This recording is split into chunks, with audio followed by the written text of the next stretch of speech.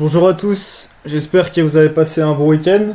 On se retrouve en ce lundi 4 novembre pour continuer notre analyse sur l'euro USD. Donc vous allez voir que ce que je vous avais annoncé sur les précédentes analyses, c'est réellement passé et est en train de se passer et de continuer. Donc on va revenir pour les personnes qui n'auraient pas vu comme ça les premières vidéos. On va repartir de notre analyse de début, d'accord? Donc notre analyse de début, pour rappel, ok, comme ça fait un petit rappel pour tout le monde. Donc quand j'ai analysé, on était juste à ce moment-là, en weekly, d'accord?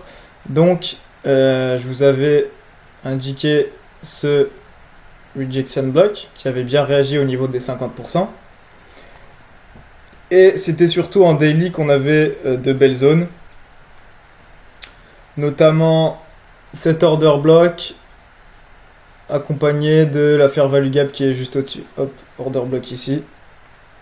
Avec juste au-dessus ces déséquilibres. D'accord?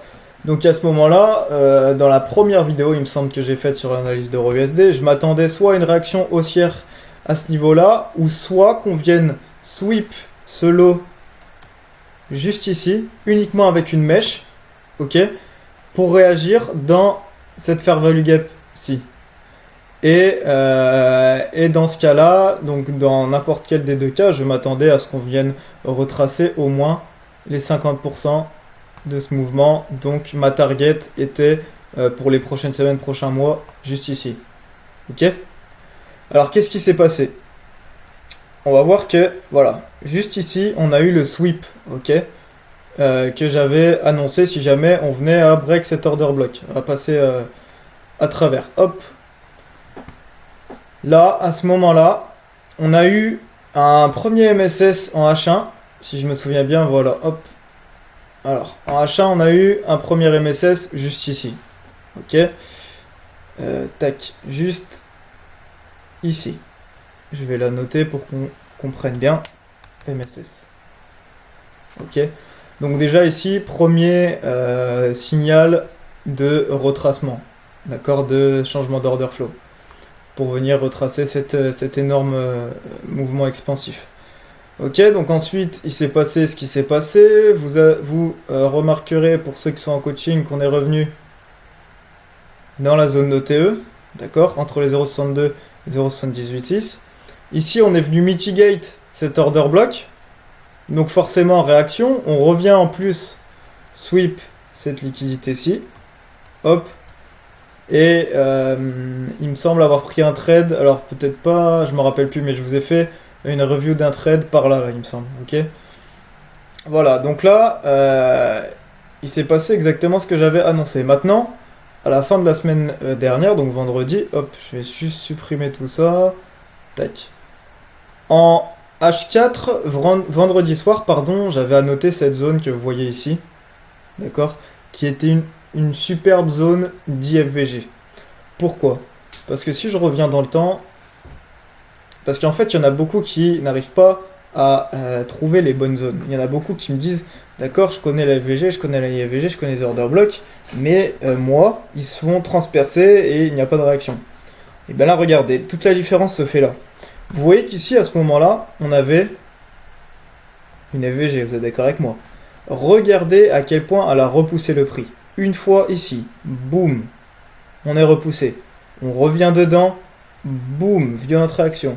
Ici, on essaye, boum, violente réaction, d'accord? Donc cette FVG là est très très importante.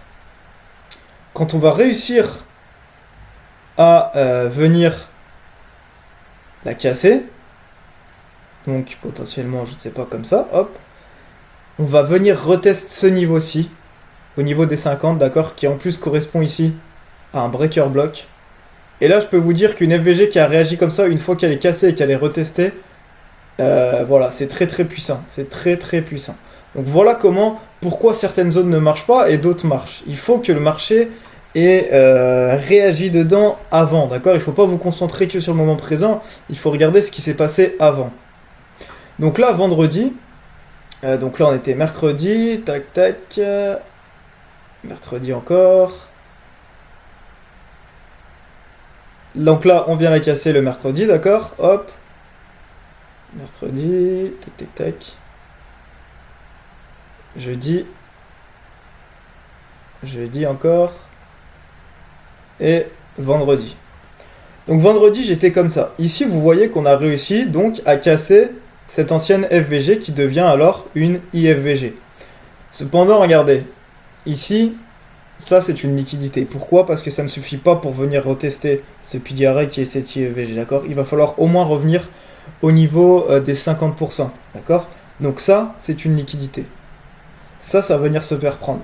Donc vendredi, pour ce début de cette semaine-ci, là, qu'on est en train d'attaquer, je m'attendais à ceci.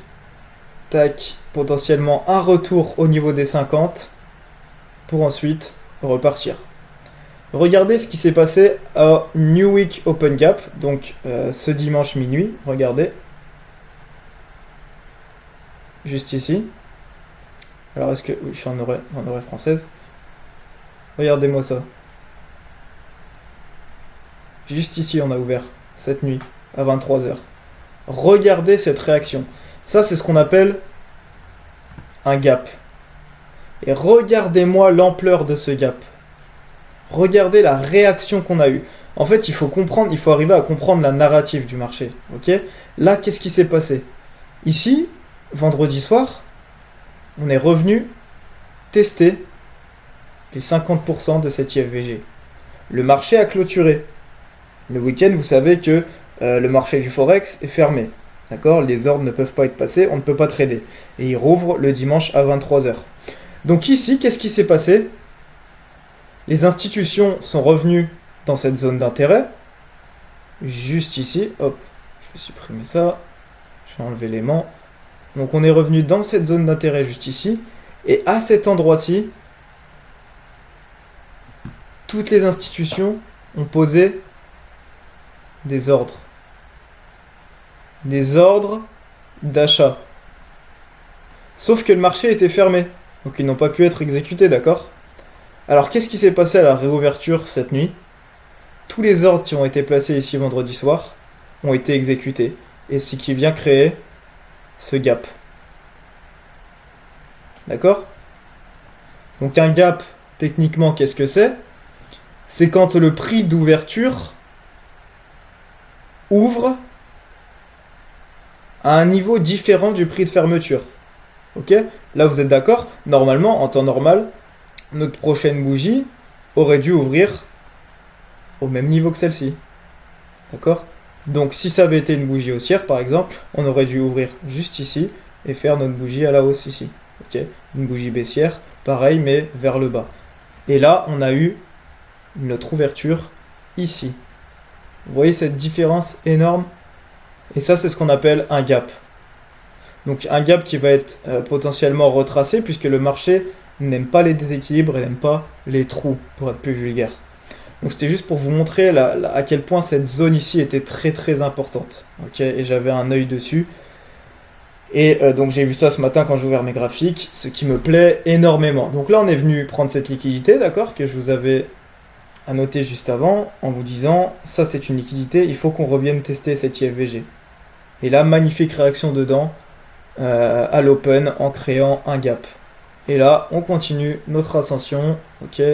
Donc là, c'est tout de suite maintenant. Et pour rappel, ma target que j'ai annoncée il y a déjà quelques semaines est ici. Donc vous voyez qu'on se rapproche de plus en plus, d'accord? Je vous l'avais annoncé, moi, quand on était par là. Ok? Et donc là, vous voyez que on se rapproche de plus en plus. Pour rappel, cette ligne correspond à quoi? Elle correspond aux 50% de notre expansion daily. Ouais, si je prends le Fibonacci et que je viens tracer, hop, voilà, elle correspond à peu près aux 50%, d'accord? Donc je vois ça comme une liquidité puisqu'elle est accompagnée d'une fair value gap. Je vais vous la noter, hop. On va remettre l'aimant. Ici, voilà. Ici, on a une fair value gap. Ok? Donc moi, je m'attends à un retour dans cette zone. Donc là, mon idée pour l'instant sur EURUSD, c'est de long jusqu'à cette zone-ci. D'accord? Donc voilà, long sur EURUSD, l'analyse est confirmée, d'accord, l'analyse que j'avais émise il y a quelques semaines, quelques jours, est actuellement confirmée, d'accord. Donc là, demain, alors là on est sur une semaine assez spéciale puisque on a pas mal d'annonces et surtout les élections présidentielles américaines, ok, qui sont demain. Alors est-ce qu'on l'a sur Investing? Élection présidentielle américaine. Vous voyez, à 11 h demain, est-ce que je suis en heure française? GMT plus 1. C'est bien ça. Hop. Donc demain, 11 h élection présidentielle. Ok, donc je vous conseille de rester seulement spectateur et de ne pas être acteur sur les graphiques demain. Ok, et même voir toute la semaine. Alors, on verra comment le marché se comporte après les élections. Mais en attendant, voilà. En fait, le seul long pour l'instant qui était à prendre, c'était sur cette zone, mais qui a en fait été impossible à prendre puisque il s'est déroulé pendant l'Open. Et donc du coup, bah, le mouvement n'était pas vraiment possible à prendre, à moins que vous ouvriez un ordre dimanche à 22 h, à 23, pardon, que vous ouvriez un ordre, oui si, dimanche à 22 h, qui soit en attente et qui soit exécuté à 23 h. Mais ce qui ne se fait pas, d'accord? Personne fait ça. En tout cas, nous, on ne le fait pas. C'est beaucoup trop dangereux. Donc pour l'instant, on reste patient. Tout ça, vous voyez, tout ça, c'est ce qu'on appelle pour les coachés. Alors bien évidemment, à chaque fois que je vous dis pour les coachés, vous n'avez pas tous vu ça, d'accord? Ça dépend à quel moment vous en êtes de votre coaching. Mais ici, on a ce qu'on appelle, pour ceux qui ont appris ça, le low resistance liquidity run. Hop. LR. Ok? Donc ça, c'est tout du low resistance liquidity run. Tout ça. Hop, je vais vous le mettre en haut. Voilà, super. Donc, voilà, le marché n'aura pas de mal à venir chercher cette zone. Ok? Donc là, moi, je m'attendrais déjà à un potentiel retracement à l'intérieur de ce gap qui est plutôt conséquent. Donc, ce qu'on peut faire, c'est se tracer ici, boum, notre Fibo, d'accord? Puisque pour ceux pareil qui sont en coaching et qui l'ont appris, les gaps, les fair value gap, tout ce qui est déséquilibre, ont des niveaux intéressants, ok, à surveiller. Notamment les 0,5, les 0,25 et les 0,75. Hop, je cherche juste à l'étendre. Voilà, parfait. Ok? Donc déjà, moi, je m'attendrais à revenir retracer dans ce gap. J'aimerais, d'accord? Ce qui serait pour moi un scénario parfait.